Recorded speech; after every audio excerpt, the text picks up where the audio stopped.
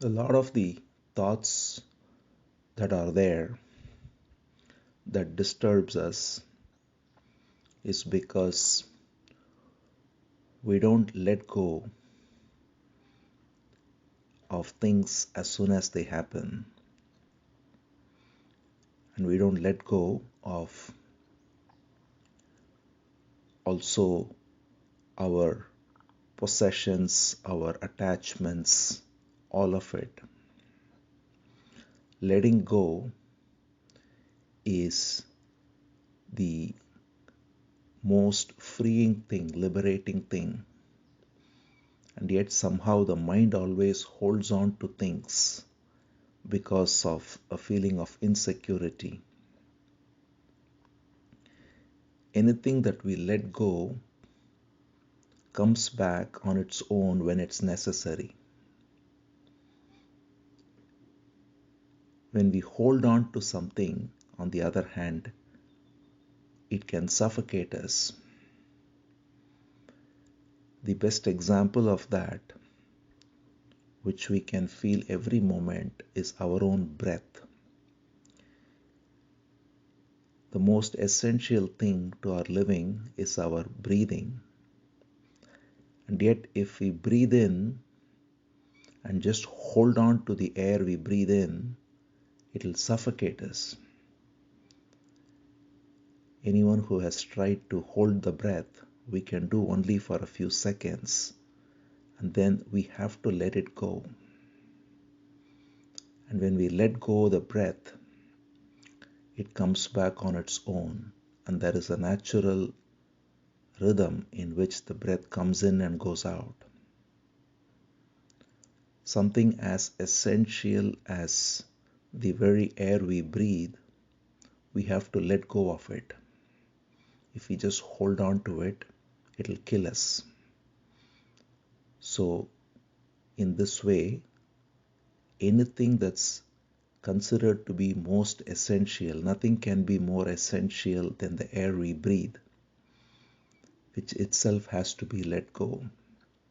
So, any relation, any past activity, any apparent achievement, or any apparent regret, anything that went well, anything that did not go well, all of this has to be just let go. It happens when it happens and it goes away. And it comes back as the knowledge that is necessary when the next time we have to act. The knowledge doesn't go just because we let go of the psychological memory. We are many times afraid that we have to hold on to something and that's how we learn from it. Many have this argument that we have to learn from the past and therefore we have to hold on to the past. But in reality, holding on to the past doesn't help in learning from it, but only in wallowing in it and worrying about it. If we let go, the learning happens on its own because the functional memory of the past doesn't leave even when we let go of the psychological baggage. So the clue to living freely is to just completely let go, trusting the universe, because all memory that's necessary is there. How the brain stores memories, how it functions, all of this is a great miracle and it happens on its own. We simply have to just let go, and that is true surrender. When we just surrender and let go, we find that things fall in place. The knowledge that's necessary comes back, the words that are necessary come, the actions that are necessary come. and they gracefully end also. So it is by doing and ending each moment that we can live in freedom. It is the ending that is essential to new beginning. When we end, that is the ending of the me. Each moment, the me rises as a provisional subject, which is the doer of the action. There is no separate ego as the doer, but the doer is the very energy that is there in the body as senses, as thinking, as intellect, and so on. And that doer is referred to as me by language. It is language that many times deludes us into thinking that there is a fixed I here, because we always use the same word I for every action, every thought, every perception. But in reality, the I that is referred to keeps changing depending on the moment. The eyes that see are not the same eyes that were there even yesterday. The thoughts keep changing. The rational faculty keeps changing. Everything changes. And yet we refer to it as me because that's the way the language is. And that me is a provisional me, therefore it's not a fixed me. And when the action ends, that me also ends. And the next action, there is a new me that is doing the action as the provisional doer. The only thing that ties one to another is the holding on to the memory of the psychological sense of me. So when we let go of this psychological memory,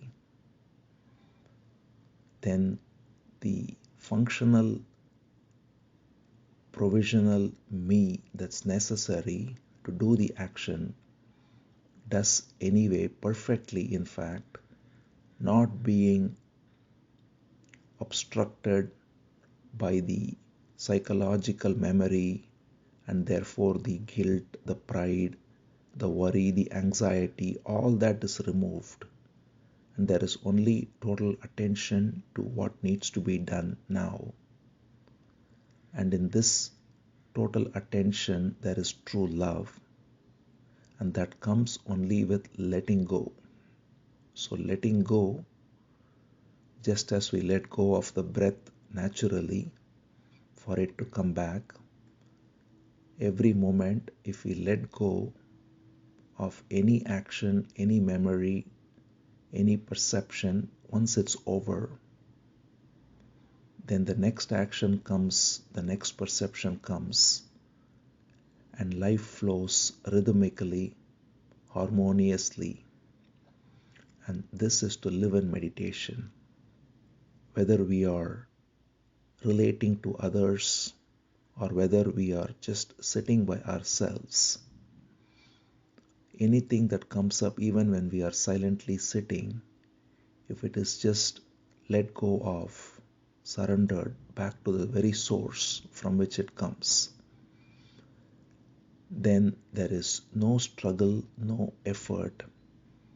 There is just the graceful movement of letting go, which reveals the peace of being itself. When we speak of letting go or surrendering, sometimes the question is asked as to how to do that.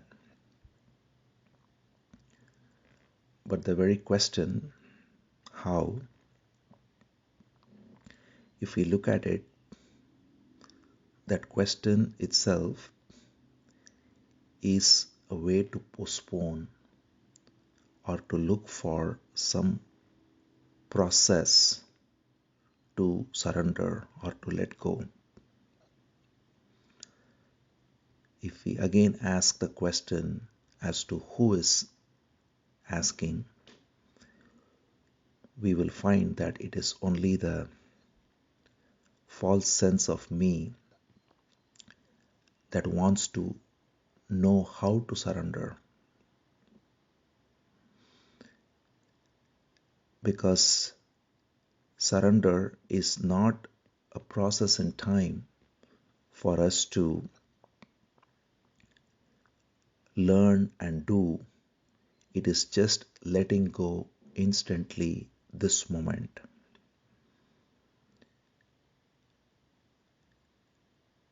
As soon as anything rises,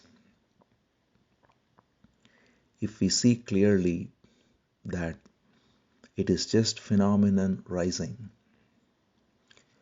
it is not my thought, my emotion, my feeling, then we just let go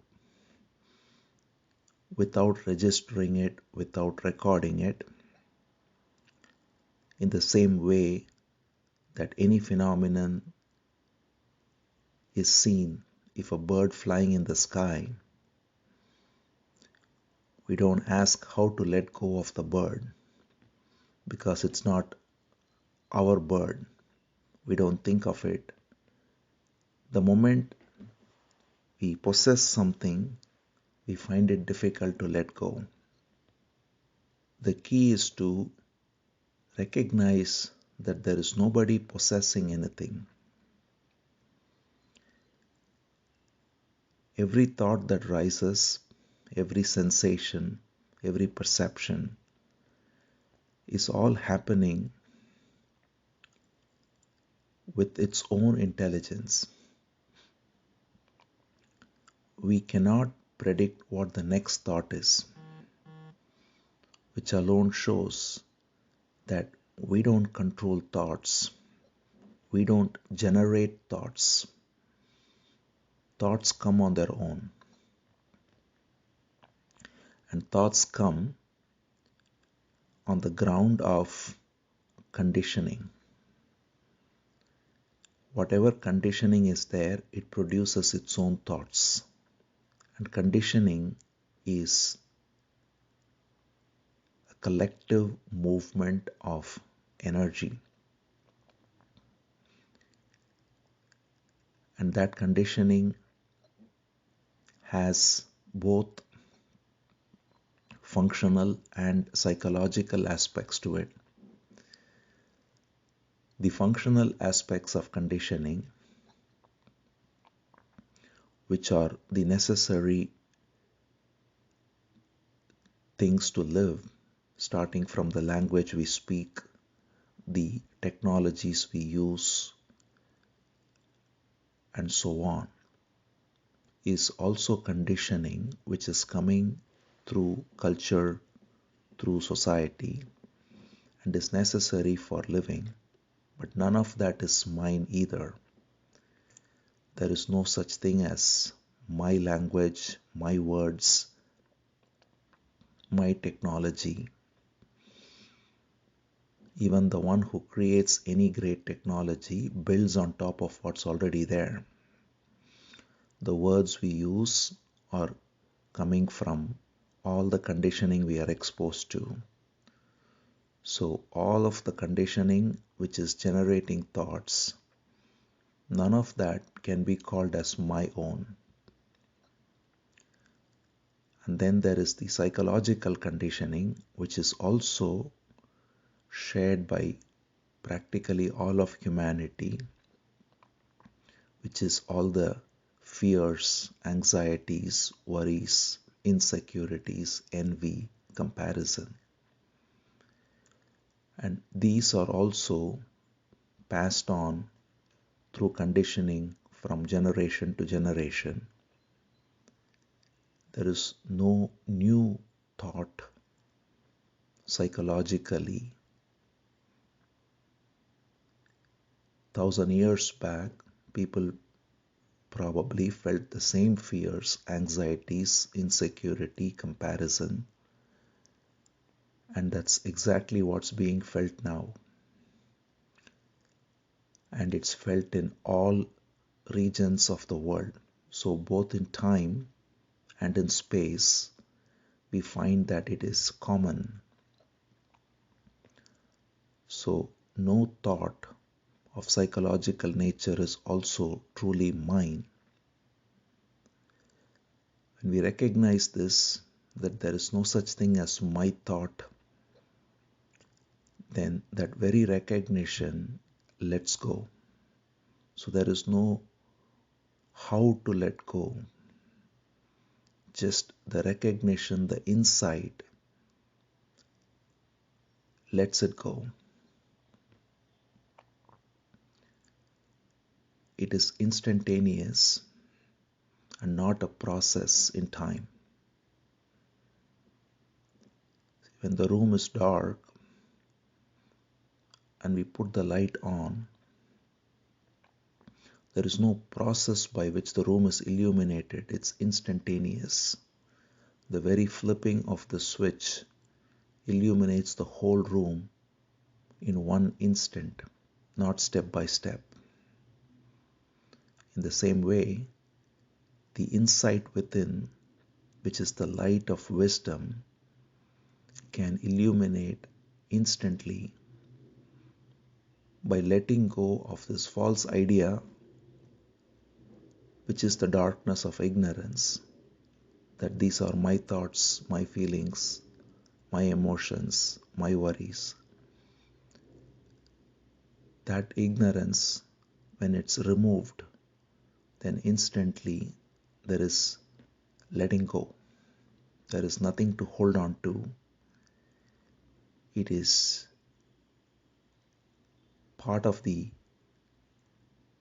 conditioning of culture that we are breathing. And the moment we see that, then it falls in its right place. Then the necessary functional thinking, which is also conditioning, falls in its right place to go through the transactional needs of living, while the unnecessary psychological conditioning completely falls away. And this is letting go. So it's not through learning any method, but through direct insight. And that direct insight is meditation. When we see that everything is belonging only to divine, it's the divine energy alone that makes everything happen, including the ignorance of all the psychological thinking, which is called as Maya, is also coming forth from the same divine energy. When this is seen and in this insight it is dropped, then there is nothing to struggle with. There is just stillness of being. And the energy of becoming is completely unleashed because it is not obstructed by all the psychological concerns about gaining credit, worrying about others.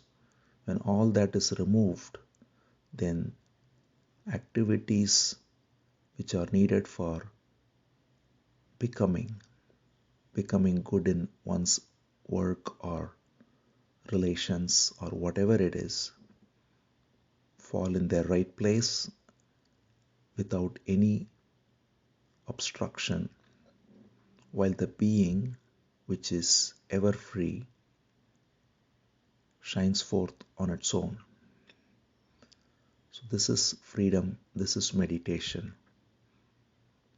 Just direct perception insight that leads to stillness within and energy of action without.